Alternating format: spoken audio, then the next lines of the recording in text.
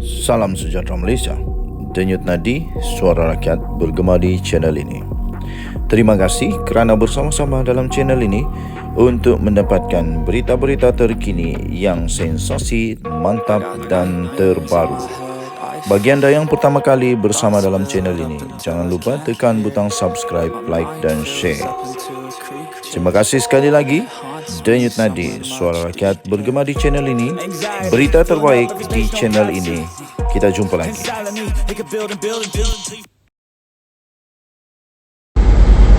Salam sejahtera Malaysia. Denyut nadi suara rakyat bergema di channel ini. Berita terkini daripada harapandaily.com. 15 Disember 2023. Mujahid teruskan tuntutan kos mahkamah RM23,000 ke atas Ahmad Dasuki. Berita penuh. Naib Presiden Amanah Senator Datuk Seri Dr. Mujahid Yusof Rawah telah mengarahkan peguamnya untuk meneruskan tindakan pelaksanaan ke atas bekas ahli jawatan kuasa Dewan Ulama PAS Ahmad Dasuki Abdurrani kerana gagal membayar kos mahkamah berjumlah RM23,000 Malaysia. Beliau yang juga adalah pengerusi Pakatan Harapan Perak berkata, peguamnya telah menghantar surat tuntutan kepada mantan pimpinan PAS Ahmad Dasuki Abdurrani pada September dan Oktober lepas berkaitan tuntutan berkenaan. Katanya, peguam saya telah 2 kali menghantar surat tuntutan kepada Ustaz Dasuki untuk beliau mematuhi arahan mahkamah dan membayar kos-kos yang telah diperintahkan tersebut. Beliau masih lagi ingkar, enggan dan gagal berbuat demikian. Malah dalam beberapa posting di Facebooknya, beliau masih lagi mempertikaikan keputusan mahkamah yang menolak saman tersebut walaupun beliau sendiri yang menarik balik rayuannya di Mahkamah Rayuan Putrajaya. Katanya menerusi satu kenyataan di Facebooknya hari ini. Menurut Mujahid yang juga bekas menteri, peguamnya telah memfailkan saman penghutang penghakiman di Mahkamah Session dan Mahkamah Tinggi Shah Alam bagi menuntut jumlah kos yang masih belum dibayar. Katanya beliau dimaklumkan bahawa sebanyak 4 pertuduhan telah dibuat untuk menyerahkan saman tersebut kepada Dasuki, tetapi sehingga kini beliau masih enggan untuk menerimanya ataupun sengaja mengelak walaupun temujanji telah dibuat oleh pihak peguam sejak dari awal lagi. Katanya, peguam saya akan terus menggunakan segala ruang yang dibenarkan di sisi undang-undang untuk menyerahkan saman tersebut bagi menuntut supaya Ustaz Dasuki patuh kepada arahan mahkamah dan membayar kos-kos yang diperintahkan. Suka saya ingatkan bahawa itu adalah satu hutang yang telah diperintahkan oleh mahkamah untuk dibayar oleh beliau.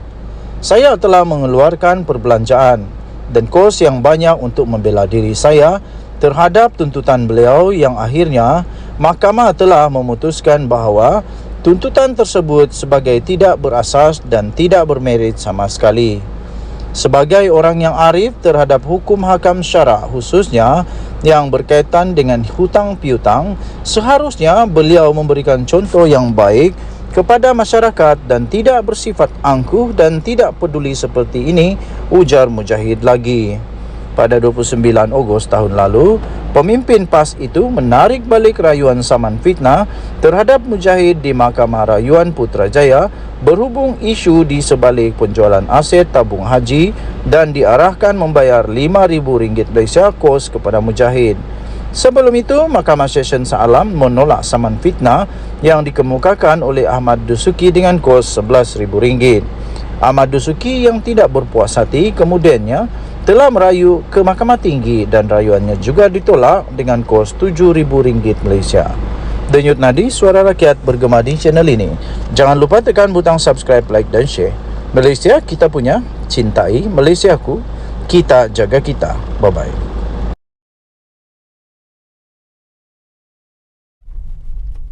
Salam sejahtera Malaysia. Denyut nadi suara rakyat bergema di channel ini.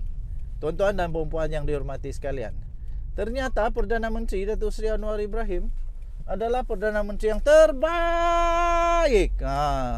Kalau Anda setuju, Anda boleh komen, kasih panjang hashtag terbaik. Hashtag terbaik. Saya setuju. Mana ada Perdana Menteri sebelum ini yang pada pemerintahannya betul-betul menyokong solidariti Palestin sampai sanggup buat satu stem khas untuk Palestin. Satu stem khas Palestin merdeka. Pernahkah? Tiada. Pernahkah waktu Hadi Awang jadi duta bertaraf menteri mencadangkan dikeluarkan stem khas untuk Palestin, untuk solidariti Malaysia? Tidak ada. Mahyadin Majasin? Tidak ada. Mahathir? Tak ada. Najib? Tak ada. Siapa lagi? Ismail Sabri pun tak ada, minta maaf. Semua tak ada. Kecuali saya tidak tahulah. Kalau ada, anda boleh sisipkan di ruangan komen link tersebut. Manalah tahu, saya tidak tahu. Setakat yang saya tahu, tiadalah. Tapi mana tahu kan, saya kan budak baru belajar.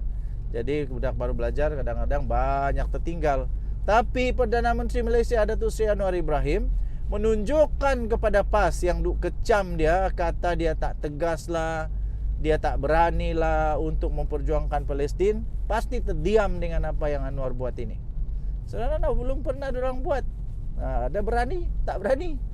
Jangan pula cakap kami dulu, kalau kami masih kerajaan kami buat lebih banyak. Dulu kamu pernah jadi kerajaan 33 bulan, lebih 2 tahun jadi kerajaan, tapi tak pernah buat. Tak pernah buat. Yang ada, baru-baru ini viral satu laporan berita, artikel diterbitkan, diungkit semula bagaimana